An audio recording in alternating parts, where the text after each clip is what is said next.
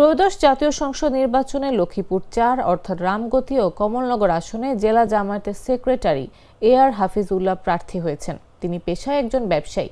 জেলা রিটার্নিং কর্মকর্তার কার্যালয়ে জমা দেওয়া নির্বাচনী হলফনামা অনুযায়ী তার মোট সম্পদের পরিমাণ ২৫,৬৪,২০০ টাকা।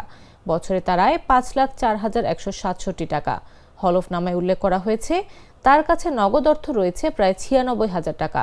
বিভিন্ন ব্যাংক হিসাবে জমা রয়েছে প্রায় ২.৫ থেকে ৩ লাখ টাকা।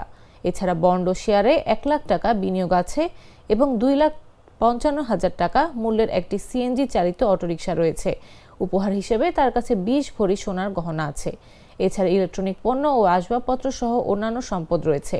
তার নামে ১৩.৩৯% জমি রয়েছে, যার বর্তমান বাজার মূল্য প্রায় ২০ লাখ টাকা। হাফিজুল্লাহর বিরুদ্ধে আগে ২টি মামলা ছিল। একটি মামলায় তিনি বেকসুর খালাস পান এবং অপর মামলায় আদালত তাকে অব্যাহতি দিয়েছেন। তিনি সর্বশেষ ৮,০৭২ টাকা আয়কর পরিশোধ করেছেন।